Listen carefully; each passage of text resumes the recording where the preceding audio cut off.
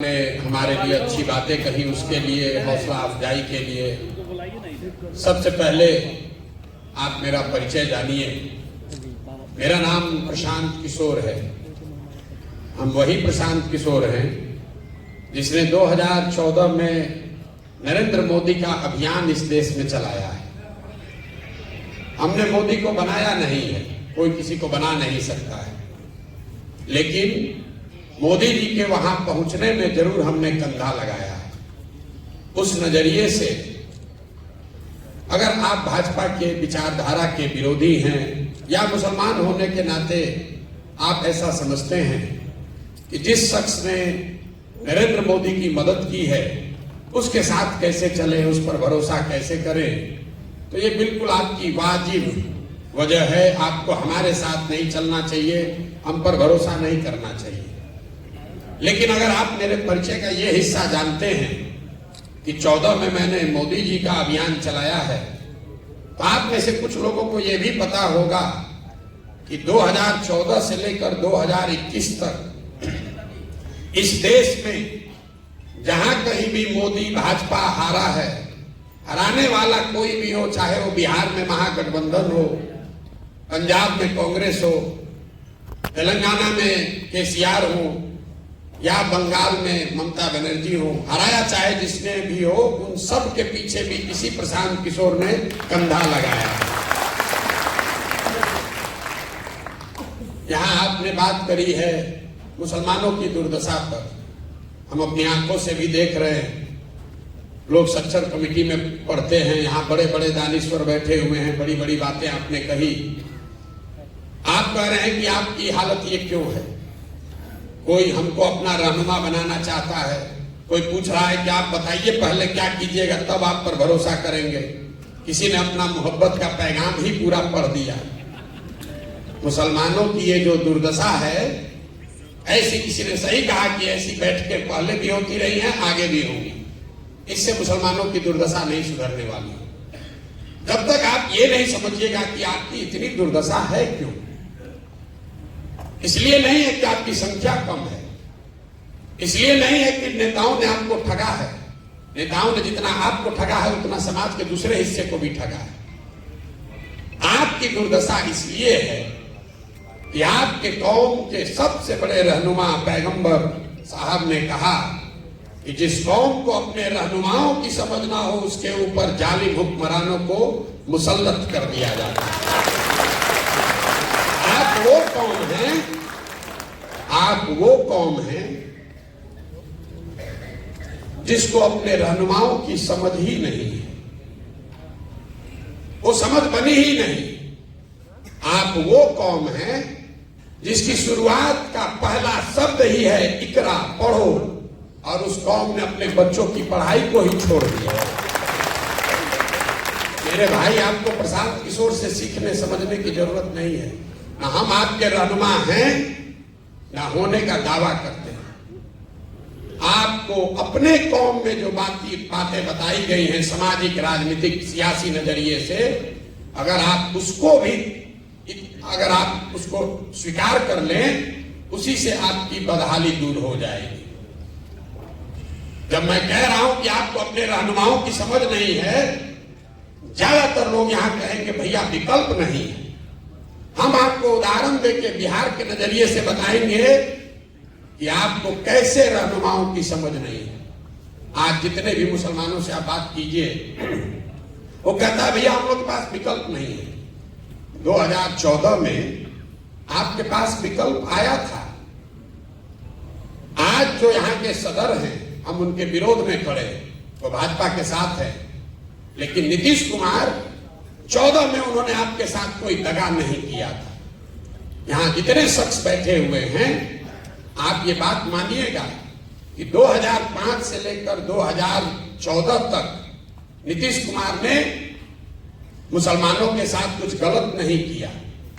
ये वही नीतीश कुमार हैं कि 2010 में जब उनकी चलती थी तो नरेंद्र मोदी को बिहार में उन्होंने घुसने नहीं दिया था। ये वही नीतीश कुमार है 2012 में जब नरेंद्र मोदी को भाजपा ने अपना अभियान का चेहरा बनाया तो नीतीश कुमार उस गठबंधन से बाहर निकल गए, अपनी सरकार, अपनी पूरी राजनीतिक कैरियर को दांव पर लगाया। लेकिन वही नीतीश कुमार जब 2014 में चुनाव के मैदान में आए तो यहां बैठकर बड़ी बड़ी बात कहने वाले कौम के जो रहनुमा हैं, आपने नीतीश कुमार को रहनुमा नहीं बनाया, तब आप लालटेन पकड़कर घूमने लगे। मेरे भाई, अगर आप दगा करोगे तो आपके साथ भी कोई दगा करेगा। आपने नीतीश कुमार के साथ भलाई का काम नहीं किया, तो नीतीश कुमार अगली बार जीत कर आया जब 15 में आपके वोट से, हम नीतीश जी के साथ थे, हमने महागठबंधन बनवाया था। नीतीश जी अब तो हमेशा कहते थे, प्रशांत जी कुछ भी कह लीजिए, मुसलमान हम लोग के साथ रहेगा नहीं। तो जैसे ही उनको मौका लगा, आपको ठग कर भाजपा की ओर चला गया। लेकिन मुसलमानों की राजनीतिक सलाहियत को आप देखिए, वही नीतीश कुमार अभी 1.5-2 साल पहले फिर भाजपा को छोड़कर महागठबंधन में आ गए, इंडिया अलायंस बनाए, और सारे मुसलमानों को लगा कि अब यही नया रहनुमा है जो हम लोग को देश में बचाएगा। अब वो आदमी चुनाव से पहले ही फिर आपको छोड़कर भाग गए। ये आपको क्या बताता है? जब आपको नीतीश कुमार को रहनुमा बनाना था, तब आपने उनको माना नहीं। जब उस पर भरोसा नहीं करना था, तब आपने उसको रहनुमा बनाकर उन्हीं के कहने पर इंडिया अलायंस के भरोसे देश का चुनाव लड़ने वाले थे। पता चला चुनाव से पहले ही भाग गया। ये तो भला हो कि चुनाव से पहले भागा, लेकिन अगर नहीं भागे होते तो हम आपको लिख के देते, यहाँ जितने जितने दानीश्वर मुसलमान बैठे हो, समझदार बौद्धिक तौर पर प्रबुद्ध लोग, सब लोग जाकर आप लोग नीतीश को वोट देते हैं। जीतने के बाद वो आदमी भागता है। तो आपका जान बच गया कि इस बार वोट लिए लेने से पहले ही भाग गया। मैं आपको ये क्यों बता रहा हूं? आप वो कौम है जहां अभी भागे वहां भागते, खाली चुनाव के बाद भागते। मैं आपको ये बता रहा हूं कि राजनीतिक सलाहियत के मामले में ये कौम सबसे पिछड़ी है। आपसे ज्यादा राजनीतिक समझदारी दलित समाज को भी है, अति पिछड़े समाज को भी, किसी भी समाज को आपसे ज्यादा राजनीतिक सलाहियत है। तो यही बात तो मैंने आपको कहा कि पैगंबर साहब ने कहा कि जिस कौम को अपनी रहनुमाओं की समझ ना हो, उसके ऊपर जालिम हुक्मरानों को मुसल्लत किया जाता है। बात अगर पैगंबर साहब ने कही है तो गलत नहीं हो सकती, लेकिन आप अपनी सुविधा अनुसार उसका आधा लाइन पढ़ रहे हैं। आज के हुक्मरान जालिम है, ये तो आप पढ़ रहे हैं, उस पर चर्चा कर रहे हैं, लेकिन किस गलती से ये जालिम हुक्मरान आपके ऊपर मुसल्लत किए गए हैं, ये नहीं समझना चाहते। इसीलिए आपकी ये दुर्दशा। अब प्रशांत किशोर का आपको रहनुमा दिख रहा है, कोई कह रहा है कि आप बताइए आप कितना हक दीजिएगा, क्यों आप हमसे हक मांग रहे हैं? आपकी अपनी ताकत नहीं है। 18% की आबादी का जिसका दावा कर रहे हैं, जिसका दम्भ भर रहे हैं, 18% की आबादी में कोई लड़का नहीं है जो यहां बैठे और यहां हिंदू समाज के लोग बैठकर कहें कि आप हमारे रहनुमा हो जाइए। कोई तो नहीं कह रहा। हम लोग तो कोई ऊपर से नहीं आए। ये क्यों है? क्योंकि आपके मन में राजनीतिक बंधुआ मजदूरी घुसा दिया गया है। आपको यह बता दिया गया है कि आपको किसी न किसी के पीछे ही चलना है।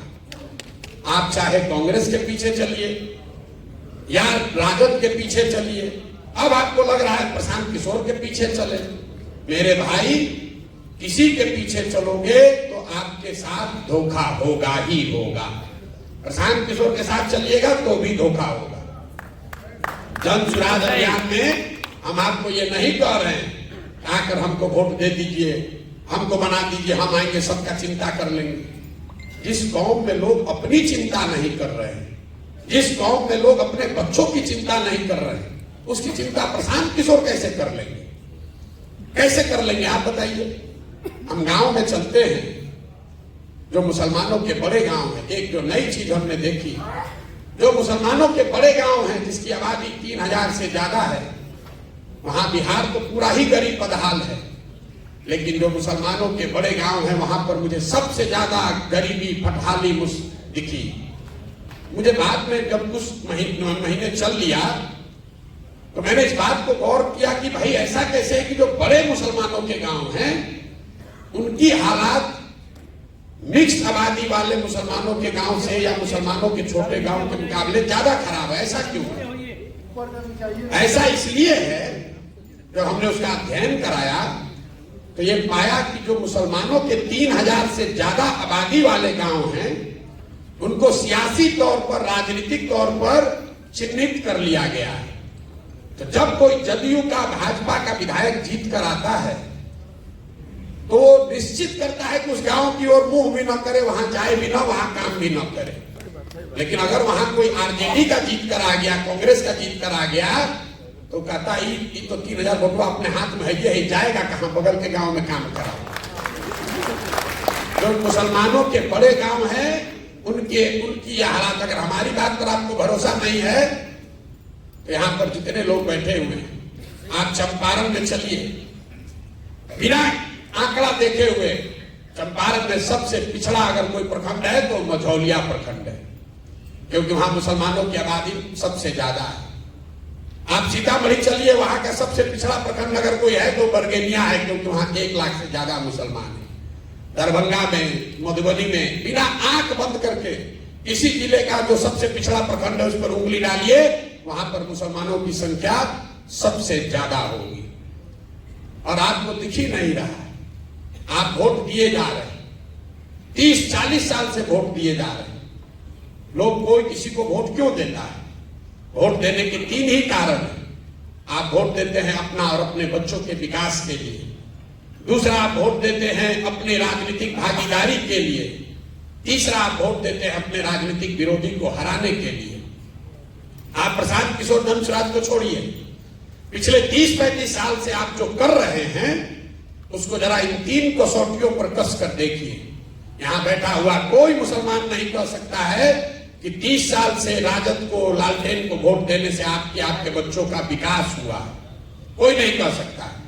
अभी एक एमएलए साहब ने कहा लालू जी के राज में आवाज मिली, बिल्कुल मिली, वो सिर्फ मुसलमानों को नहीं मिली, जितने सामाजिक तौर पर गरीब और पिछड़ा है सबको मिला, और उसके लिए लालू जी का सम्मान होना चाहिए। हम रोज मन से कहते हैं मुसलमानों के भी गांव में, हिंदुओं के भी गांव में, लेकिन लालू जी ने जिन वर्गों को आवाज दी उनके बच्चों को पढ़ाई की व्यवस्था नहीं कराई। लालू जी ने जिन वर्गों को आवाज दी उनको कभी जमीन नहीं दिया। यहां बिहार में भूमि सुधार नहीं लागू किया। लालू जी ने जिनको आवाज दी उनको पैसा पूंजी इनका व्यवस्था नहीं कराया। नतीजा क्या हुआ? आप भीड़ में लालू जी की आवाज बन के रह गए, आपके बच्चों को पढ़ाई रोजगार नहीं हुआ।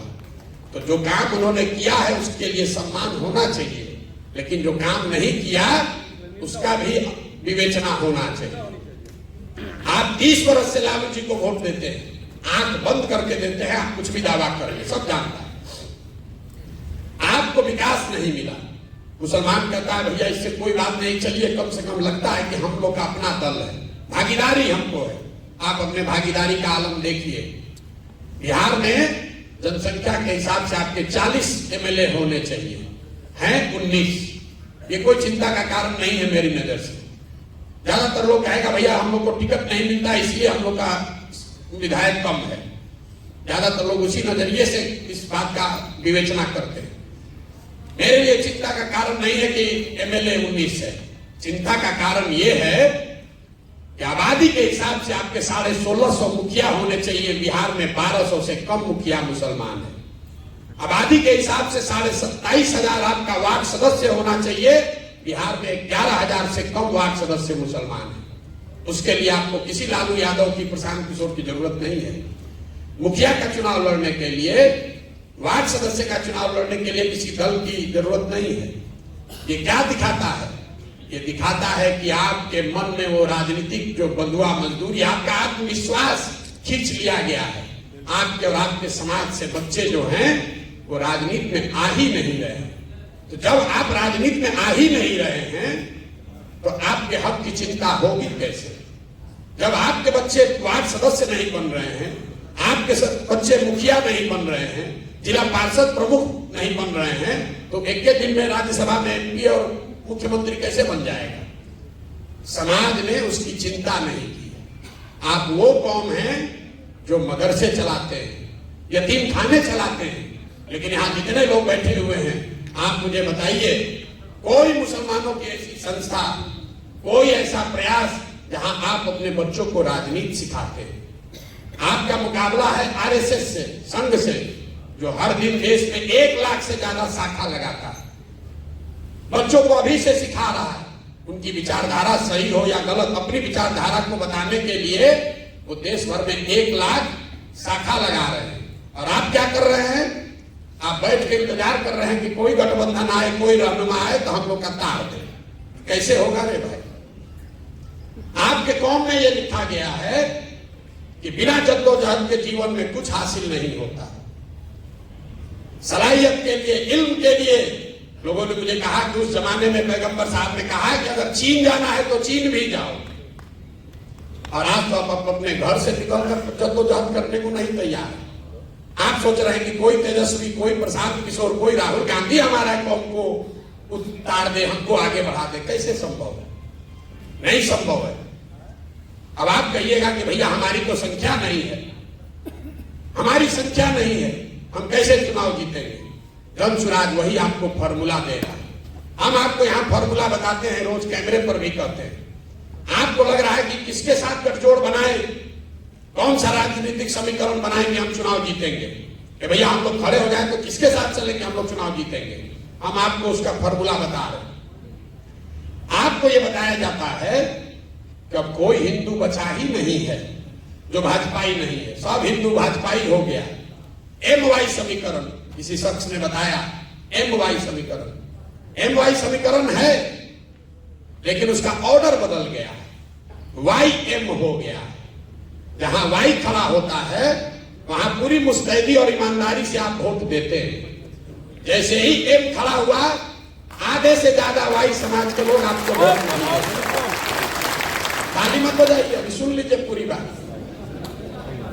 बहुत लोगों को लगेगा कि हम यादवों के खिलाफ बोल रहे हैं ना। ये समीकरण अगर आप ब्राह्मण के साथ बना लीजिए, दलित के साथ बनाइए, कि पिछड़े के साथ, कुशवाहा के साथ, जिसके साथ भी बनाइएगा, सबके साथ यही होगा। क्यों होगा उसको समझिए। ऐसा नहीं है कि यादव समाज के लोग आपको धोखा दे रहे हैं, ये आपका भ्रम है। भाजपा को पूरे देश में 36 से 37% वोट मिलता है। इस बात को ध्यान से समझिए।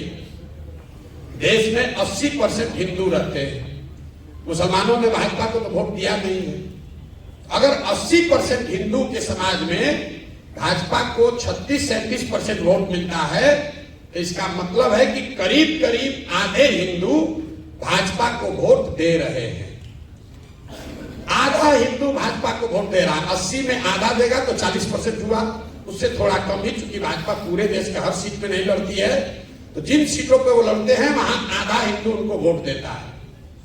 उस जो हिंदू भाजपा को वोट दे रहा है उसमें यादव भी है, उसमें ब्राह्मण भी है, उसमें राजपूत भी है, दलित भी है, पिछड़ा भी है, सारे जाति के लोग हैं। करीब करीब आधा, थोड़ा कम या ज्यादा। लेकिन इसी आंकड़े में आगे का रास्ता भी छिपा हुआ है। आधा हिंदू अभी भी इस देश में ऐसा है जो भाजपा को वोट नहीं देता है। आपको सिर्फ इतना ही पहचानना है कि कौन हिंदू है जो भाजपा को वोट नहीं दे रहा है। आप उसको यादव के नजर से देख रहे हैं, ब्राह्मण के नजर से देख रहे हैं, कुशवाहा के नजर से देख रहे हैं। हम उसको कह रहे हैं कि नहीं, उसको विचारधारा के हिसाब से देखो। क्यों? यादव आधा आपके खिलाफ क्यों वोट देता है? इसलिए देता है कि वो विचारधारा के आधार पर भाजपा के साथ है। तो जब वो खड़ा होता है तब तो आप उसको वोट देते हैं, लेकिन जब आप खड़े होते हैं तो हिंदू मुस्लिम के आधार पर आधा आदमी वोट दे देता है भाजपा को। इसी में आपका आगे का रास्ता छिपा हुआ है। 4 विचारधारा के मानने वाले हिंदू, वो चाहे किसी जाति के हो, वो आज भी भाजपा से इत्तेफाक नहीं रखते हैं, भाजपा को वोट नहीं देते हैं। जो गांधी के विचारधारा को मानने वाला हिंदू है वो आज की भाजपा के साथ नहीं चल रहा है। जो बाबा साहब अंबेडकर को मानने वाला हिंदू है वो भी हिंदू आज भाजपा के साथ पूरी तरीके से नहीं है। जो कम्युनिस्ट विचारधारा के मानने वाले हिंदू हैं वो भी लोग भाजपा के साथ नहीं हैं, और जो समाजवाद के लोहिया जयप्रकाश को मानने वाले लोग हैं वो भी भाजपा के साथ नहीं है। तो आपको करना बस इतना है कि विचारधारा के आधार पर जो चार विचारधारा के मानने वाले हिंदू हैं, जो कि आधा हिंदू समाज है, उनके साथ अगर 20% मुसलमान सामाजिक राजनीतिक गठजोड़ बना ले तो 40 और 20 आप हुए 60 और भाजपा हुई 40। यही जन स्वराज के राजनीतिक सोच का आधार है, जो डेटा पर आधारित है, अनुभव पर आधारित है। इसको हमने 10 राज्यों में करके दिखाया है, और इसी में आपको फर्क दिखेगा कि जो ओवैसी साहब बता रहे हैं और हम बता रहे हैं, इसमें फर्क क्या है। कई बार लड़के कहते हैं कि आप भी तो वही कह रहे हैं, मुसलमानों के हक की बात कह रहे हैं कि मुसलमान अपने हक हकूक के लिए खड़ा हो। अभी विधायक जी ने भी कहा कि सब मुसलमान इकट्ठा हो जाओ। ओवैसी साहब जो कह रहे हैं और जन स्वराज जो कह रहा है, यही उसमें फर्क है। हम मुसलमानों को इकट्ठा होने के लिए नहीं कह रहे, हम ये कह रहे हैं कि मुसलमानों को उन हिंदुओं के साथ इकट्ठा होना है जो विचारधारा के आधार पर भाजपा के खिलाफ है। अगर सिर्फ मुसलमानों को इकट्ठा कीजिएगा जो ओवैसी साहब बता रहे हैं, तो यही बात तो भाजपा चाहती है कि आप सिर्फ 20% इकट्ठा हो जाइए ताकि बाकी का 80 एक साथ हो जाए। तो फार्मूला यहां है। और क्यों गांधी का पिक्चर इसमें लगा हुआ है? हम कोई काम ऐसा नहीं करते हैं जिसका पहले से प्रमाण ना हो। आजादी से पहले बाबा साहब, कम्युनिस्ट के जितने लीडर थे, जितने समाजवादी लीडर थे, जितने कांग्रेसी थे, उन सबको किसी एक विचारधारा, एक व्यक्ति ने एक सूत्र में बांधा, तो उसका नाम है महात्मा गांधी। इसलिए इस पूरे अभियान में सिर्फ और सिर्फ गांधी ही है, कि इनके ही, वो गांधी में ही ताकत है, उस विचारधारा, उस शख्स में ताकत है। इन 4 विचारधारा के मानने वाले हिंदुओं को इकट्ठा करे, और उसके बाद अगर आपके साथ उसको जोड़ दिया जाए तो आपके पास विचारधारा भी होगी और आपके पास वो संख्या भी होगी, ताकि आप राजनीतिक लड़ाई लड़े और जीत सके। यही पूरा प्रयास है। एक शब्द में, जन स्वराज आजादी से पहले महात्मा गांधी की जो कांग्रेस थी उसको पुनर्जीवित करने का अभियान है। आपको अच्छा लगे तो इससे जुड़िए। लोग कहता है इन पर भरोसा कैसे करें? बिल्कुल मेरे पर भरोसा मत कीजिए। भरोसा कीजिएगा, हम पहले कहें ठगाइएगा। हम पर बिल्कुल भरोसा मत कीजिए। भरोसा आपको अपने आप पर करना है, हम पर भरोसा नहीं करना। हमने कहा, किसी ने भी कहा भागीदारी की बात, तो आपके नजरिए से नहीं कहा, मुसलमानों के नजरिए से नहीं कहा। जन स्वराज का जो संविधान बन रहा है उसमें इस बात को लिखा जा रहा है कि जिसकी जितनी संख्या है उसको उसके हिसाब से भागीदारी, हिस्सेदारी दी जाएगी। टिकट में नहीं, खाली दल बनाने वालों में, दल को चलाने वालों में, दल के जो नेता होंगे वो भी, और दल से जो टिकट पाएंगे वो भी, जो दल से मनोनीत सदस्य होंगे उसमें भी। सिर्फ मुसलमानों के लिए नहीं, सिर्फ मुसलमानों के लिए बात नहीं कह रहे। जो 5 बड़े सामाजिक वर्ग हैं, मुसलमान हैं, सामान्य कैटेगरी के लोग हैं, ओबीसी वर्ग है, ईबीसी वर्ग है और दलित, 5 बड़े समूह हैं। तो ये तय किया गया कि इनको बराबर की हिस्सेदारी दी जाए। तो जन स्वराज का जो मुखिया बनेगा, पहले घोषित है कि प्रशांत किशोर उसके नेता नहीं हो सकते। हम ना उसमें कभी आज नेता है ना आगे नेता होंगे, लेकिन जो मुखिया इसका बनेगा, इसी 5 वर्ग में से एक बार एक आदमी कोई बनेगा। अगर एक बार दलित समाज का नेता बना तो अगली बार जो बाकी के 4 बच गए उनमें से बनेगा। तो 5 बार में एक टर्म मुसलमानों का भी होगा। ना आपको आपकी आबादी से ज्यादा, ना आपको आपकी आबादी से कम। यहां बिहार में करीब करीब 65 विधानसभा ऐसी है जहां 50,000 से ज्यादा मुसलमान हैं, और वहां ज्यादातर 2/3 से ज्यादा उन सीटों पर हिंदू विधायक जीत कर आए हुए। वो क्यों आए हुए? कोई हम आकर थोड़ी ना आपका वोट काट लिए। ऐसा नहीं है कि हम आपका वोट काट लिए। मैं आपको उदाहरण के तौर पे बताता हूं, यहाँ कोई मधुबनी का कोई बैठा होगा, मधुबनी शहरी क्षेत्र में कितने मुसलमानों का वोट है? 1,10,000। वहां पर वैश्य समाज के 9,000 लोग रहते हैं। आरजेडी ने वैश्य समाज के किसी व्यक्ति को वहां टिकट दिया। वैश्यों में कम से कम 50% लोगों ने तो हिंदू होने के नाम पर भाजपा को वोट दिया ही होगा। वहां पर आप कहिए हमारे पास विकल्प नहीं था। मधुबनी में अब्दुल्ला साहब हैं जो अभी डिप्टी मेयर है ना, अब्दुल्ला साहब जो वहां पर डिप्टी मेयर है, वो चुनाव में खड़े हुए इंडिपेंडेंट कैंडिडेट के तौर पर, और 1,10,000 मुसलमानों की आबादी वाले मधुबनी में उनको 8,000 या 9,000 वोट आया। अब आप बताइए कि जब आप अपने हक के लिए नहीं खड़े हो रहे तो कौन आपको हक ला कर दे देगा? वहां पर तो सिर्फ अपने ही बल पर आप जिता कर ला। ढाका में 60% मुसलमान है, वहां पर जीतकर कौन आए हैं? पवन जायसवाल वहां पर विधायक है। परिहार में, सुरसंड में हम आपको 100 ऐसे एग्जाम्पल गिना देंगे।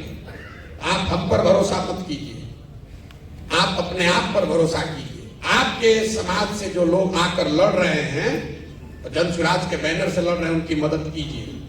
हम आपकी आबादी के हिसाब से जन स्वराज तो लड़ाएगा ही लड़ाएगा मुसलमानों को, उसमें कहीं कोई आपको पैरवी की जरूरत नहीं है, इस मजलिस की जरूरत नहीं है। आप वोट दीजिए चाहे मत दीजिए, और ये आप ही के लिए नहीं है। आप तो शायद हमको दे ना दे, बहुत लोग आके हमको कहता है भैया यादव तो वोट नहीं देगा। हम आपको मन से कह रहे हैं, अगर 15% यादव है तो 15% जन स्वराज में यादव समाज के लोग भी लड़ेंगे। हम उसमें कोई गलती नहीं करेंगे। हमने ये भी कहा, अब आपको आगे बढ़ के कहते हैं, अगर आपको लगता है कि आरजेडी आपका रहनुमा है, तो एक बार उनको ये कह दीजिए, जहां पर भी आपके मुसलमान विधायक हैं अभी आरजेडी से, हम जन स्वराज वहां से मुसलमान नहीं लड़ाएगा, ले लो, ये भी लिख के ले लो। हम आपका वोट नहीं बांटना चाहते हो, दे के दिखाएं जरा। आपको बात समझ में नहीं आई? हमने ये कहा कि हम तो 40 देंगे ही देंगे, 18% के हिसाब से 45। इसके अलावा अगर कहीं आपका विधायक है, आरजेडी रिपीट करती है, तो हम खुले मन से दावा कर रहे हैं, हम वहां मुसलमान नहीं लड़ाएंगे। आपकी इनको दम नहीं है, अरे ये इनको दम नहीं है। आप मेरे भाई किरासन तेल हैं, आप किरासन तेल हैं, बुरा नहीं मानिएगा। जल आप रहे हैं, रोशनी कहीं और हो रही है। जल आप रहे हैं, रोशनी कहीं और हो रही है। तो एक बार अपने और अपने बच्चों के लिए सजग होइए, अपने बच्चों के लिए सजग होइए। कोई प्रशांत किशोर आपके और आपके समाज की तकदीर नहीं बदल सकता है। मौलाना आजाद पंडित नेहरू के कांग्रेस में नहीं थे, मौलाना आजाद उस कांग्रेस में थे जिसमें पंडित नेहरू भी थे। मुसलमानों को ये पीछे चलने की आदत लग गई है। अब कह रहे हैं प्रशांत किशोर के पीछे चलेंगे, हमारा पीछे चल के क्या कीजिएगा? और आप कहते हैं कि हमारा वोट बैंक की तरह इस्तेमाल होता है। इस्तेमाल इसलिए होता है कि आपकी वही मानसिकता है। आप हमसे आए हैं सौदा करने कि हमको टिकट दीजिए, हम आपको वोट देंगे। हम आपको कह रहे हैं हम आपको वोट आपका हमको नहीं चाहिए, आप टिकट ले लीजिए, आप वोट जाके लालटेन को एक बार और दे दीजिए। लेकिन जीतेगा जन स्वराज ही।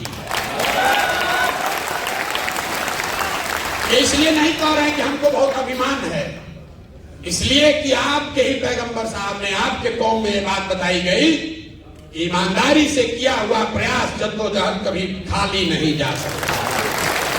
और हम 2 बरस से ईमानदारी से वो प्रयास कर रहे हैं, गांव गांव जा रहे हैं। जितना किसी ने पसीना न बहाया हो उतना पसीना बहाने आए, उतना मेहनत कर रहे हैं। मुसलमानों की हालत देखिए। आप कहते हैं प्रशांत किशोर पर कैसे भरोसा करें? अरे इतना बड़ा अभियान चला रहा है, कितना पैसा खर्चा होता है, जरूर भाजपा वाला पैसा इसको दे रहा है। देखिए मुसलमानों की दशा, आप अपनी दशा देखिए मेरे भाई। आप ये कह रहे हैं कि भाई इतना बड़ा अभियान चला रहा है, जरूर भाजपा वाला पैसा दे रहा होगा। मेरे भाई आप 30 बरस से राजद को वोट देते हैं। यहां बैठा हुआ कोई आदमी कभी नहीं पूछा कि राजद को पैसा कौन देता है।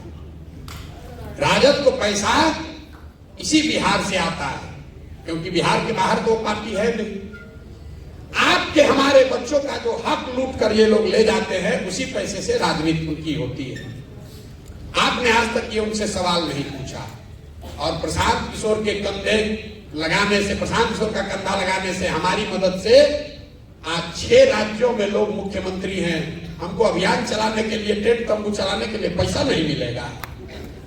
आपके पास आधा राज्य है, बिहार जैसा गरीब राज्य है, तो लूट के आप राजनीति कर सकते हैं। और हमारा बनाया हुआ 6 राज्य में सरकार है, हमको पैसे नहीं मिलेगा। लेकिन मुसलमानों को देखिए, हम मजबूती से प्रयास कर रहे हैं, ईमानदारी से प्रयास कर रहे हैं, तो मुसलमान कहता है कैसे भरोसा करें, जरूर भाजपा वाला होगा पीछे। अगर हम ईमानदारी से प्रयास नहीं करते, इतना बड़ा प्रयास नहीं करते, किसी से गठबंधन करके 10-20 सीट लड़ते, तो कहते ना आदमी तो बहुत होशियार है, मजबूती से लड़िए नहीं रहा, वोट देंगे तो वोट में बट जाएगा। मेरे भाई, आपका अविश्वास हम पर नहीं है, ये आपका खुद पर से भरोसा उठ गया है। आपका खुद पर से भरोसा, और यही आरजेडी ने आपका नुकसान किया। आपका नुकसान आरजेडी ने यही किया है कि उसने आपके मन में बैठा दिया कि बिना हमारे साथ के तुम्हारा एग्जिस्टेंस नहीं है। मुसलमान खड़ा होकर कहता है कि हम अल्लाह को छोड़कर किसी से नहीं डरते, और हम आपकी हर बैठक में, मुसलमानों की बैठक में आपके मुंह पर कहते हैं कि आपसे डरा हुआ कौन कोई है नहीं।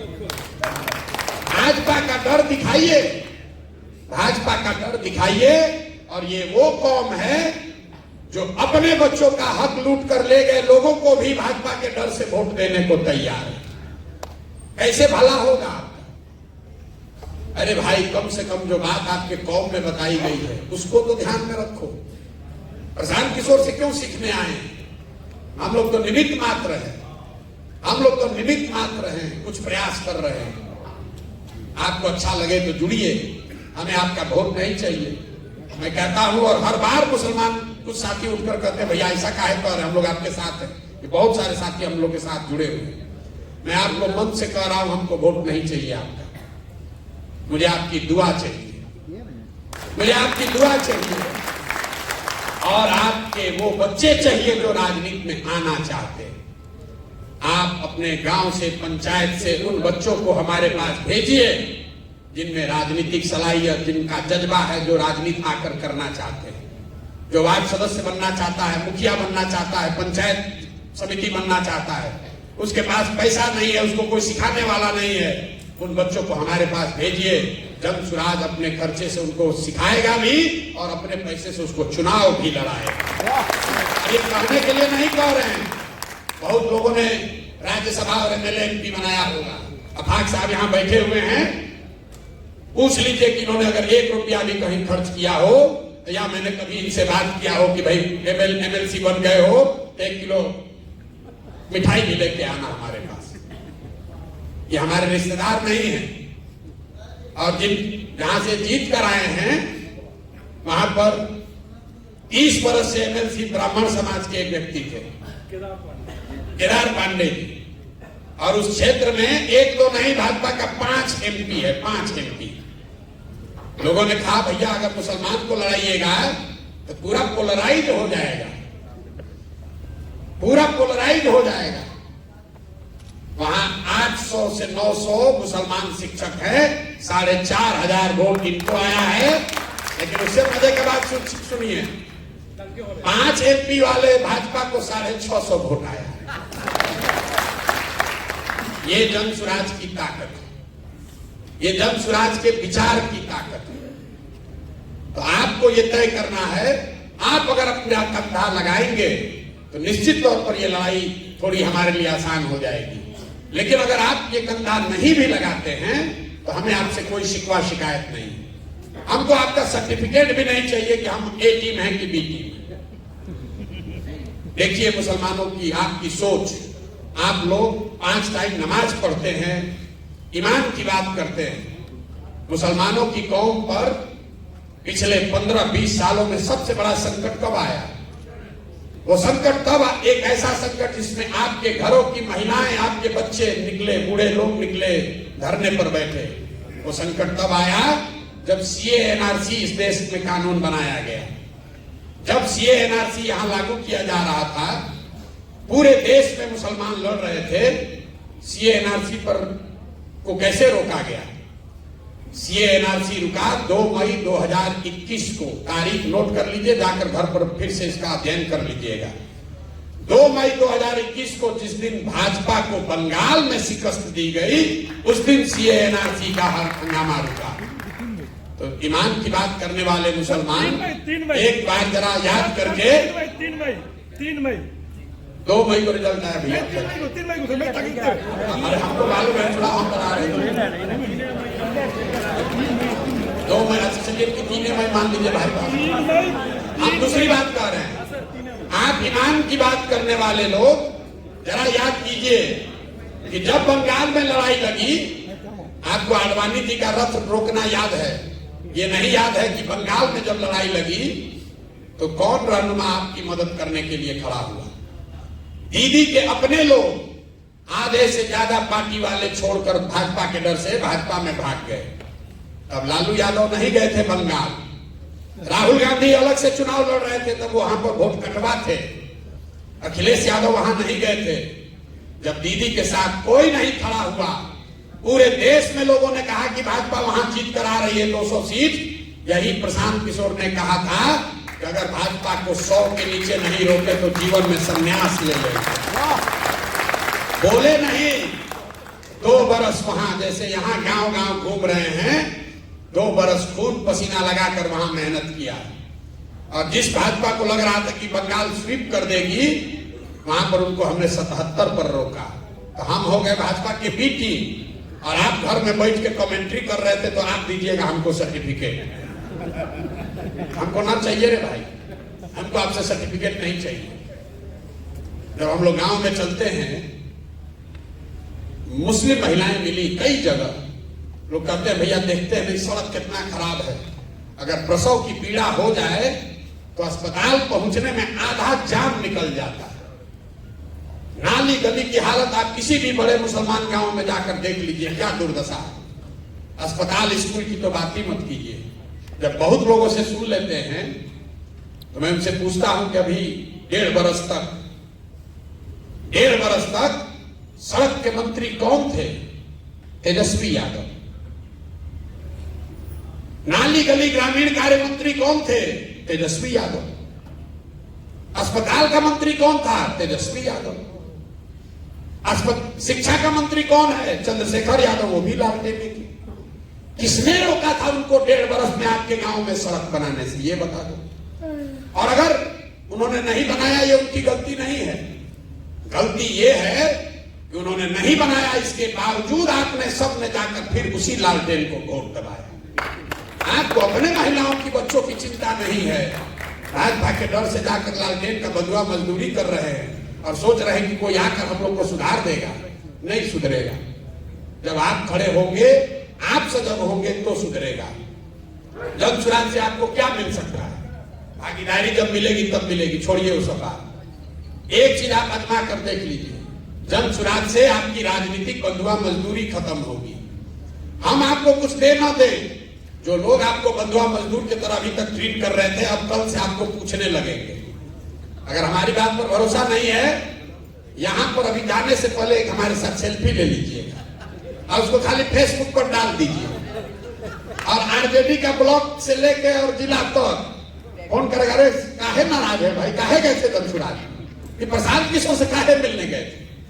और कुछ हो चाहे नहीं, जब व्यवस्था बनेगी, जब चुनाव जीतेंगे, आपके लिए करेंगे नहीं करेंगे तो भविष्य की बात है। जब सुराज आपकी वो राजनीतिक बंधुआ मजदूरी खत्म कर रहा है, क्योंकि कोई आपको अब ये नहीं कह सकता है कि हमको नहीं दोगे तो जाओगे कहां। मुसलमान खड़ा होकर कह सकता है कि हमारा काम करो, नहीं करोगे तो जनसुराज में चले जाएंगे। ये कहना तो शुरू करो भाई। आपका इसी से सबसे बड़ा फायदा होगा। आप वोट देते रहिए आरजेडी को, कोई दिक्कत नहीं है, लेकिन ये कहिए तो कि भाई ना करोगे तो जनसुराज में चले जाएंगे। आप आधा कष्ट तो उसी से दूर हो जाएगा आपका। ये बात मान लीजिए आपका आधा कष्ट न दूर हो जाए, जो विधायक आपको 2 बरी से फोन नहीं किया होगा, आज के बैठक के बाद आपको फोन करेगा, लिखना करेगा ही करेगा। काहे भाई, काहे नाराज हो? जो लोग हमसे जुड़े हैं सबके पास फोन आता है कि नहीं आता है? जो लोग जुड़े हैं बताइए। वो जो चिट्ठी निकला है आरजेडी का, वही किरासन तेल जो लीक होना शुरू हुआ है लालटेन से, उसी की घबराहट है। सबसे ज्यादा जनसुराज में तो भाजपा का लोग ज्वाइन किया।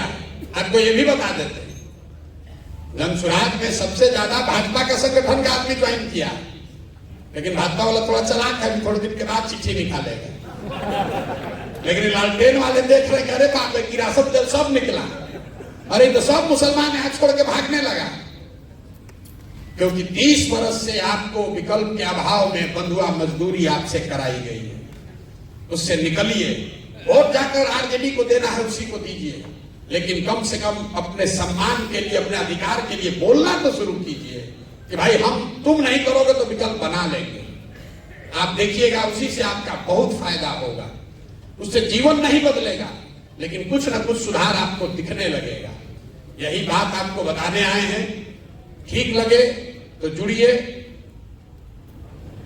न ठीक लगे तो जिसकी बंधुआ मजदूरी कर रहे हैं करते रहिए। जैसा मैंने आपको पहले कहा, जीतेगा जनसुराज, और आपको चलना भी है जनसुराज ही, चलना भी आपको जनसुराज में है, क्योंकि सत्य की एक अपनी ताकत है। हमको कोई घबराहट ही नहीं है। हमको कहां घबराहट है? हमको कोई भाजपा से डील करना होता तब न सोचते कि मुसलमान को बरगला लें। हमने कहा मुसलमान साथियों को कि हम लोकसभा में कोई उम्मीदवार खड़ा नहीं करेंगे, और उस बात पर कायम रहेंगे। आपको चलना है जनसुराज में। फर्क बस इतना ही है कि अभी चलिएगा तो हमारी लड़ाई थोड़ी आसान हो जाएगी, नहीं चलिएगा तो जब जीत के आएंगे तो फिर आपको बुलाएंगे, और जो आप लड़ाई में मदद नहीं किए तो उसका हर्जाना भी वसूलेंगे। हम आदमी हैं वेजिटेरियन, शाकाहारी आदमी हैं, तो जब जीत कर आएंगे तो आपसे सेवई भी खाएंगे और आपको अपने साथ भी लेकर चलेंगे। आप वोट के लिए हमारे साथ मत जुड़िए, वोट देने के लिए हमारे साथ मत जुड़िए, टिकट लेने के लिए मत जुड़िए। आप एक भी वोट नहीं देंगे तो भी जो 18% हक है वो आपको मिलेगा ही मिलेगा। उसके लिए अगर आप हमारे साथ बैठकर ये एडवोकेसी कर रहे हैं तो हम इस जगह पर बैठने के लायक नहीं। अगर दलित समाज के लोग आकर हमसे अपना हक मांगे, अति पिछड़ा समाज के लोग कहें कि हमको 70 सीट दीजिए, तो फिर जनसुराज की व्यवस्था और दूसरे व्यवस्था में कोई फर्क नहीं है। ये आपको बिना मांगे मिलेगा। आप ये जलसा करके नहीं कहते कि आफाक अहमद को लड़ाइए, ये हमने तय किया था कि इनको लड़ाएंगे। तो वोट के लिए मत जुड़िए। अगर अपने बच्चों को राजनीति में लाना चाहते हैं, उनके लिए जगह बनाना चाहते हैं, अपने बच्चों का भविष्य सुधारना चाहते हैं, तो अपनी व्यवस्था बनाइए। आज तक लोगों ने आपकी मदद ली है, लोगों ने आपको ठगा है। एक बार इतनी समझदारी सलाहियत तो पैदा कीजिए कि आप हमारा मदद लेकर कुछ अपना आप जिता लीजिए। अरे इतना सलाहियत तो कीजिए कि हमारी मदद से कम 1000-2000 बच्चों को राजनीति में पारंगत करा लीजिए, उनको चुनाव जिता लीजिए। आफाक अहमद जीते हैं, अगर मान लीजिए कल हम भाजपा में भाग जाएं, आफाक अहमद तो रहेंगे ना, एक नेता आपके बने ना समाज में। तो इतना सलाहियत तो कम से कम पैदा करो भाई। लोगों ने आपका इस्तेमाल किया है, अब आपके सामने अवसर है। आप इस व्यवस्था का, मेरी समझ का, सलाहियत का, संसाधन का फायदा उठाइए और अपने समाज के बच्चों को राजनीति में जोड़िए, तभी सुधार होगा, नहीं तो सुधार हो नहीं सकता है। आप सब आए, आपने हमारी बात सुनी। अब आप में से जिसका जो सवाल है आप सवाल कर सकते हैं।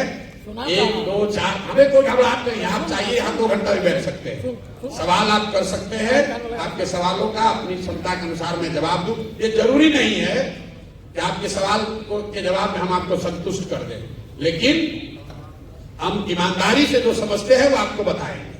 बहुत बहुत धन्यवाद।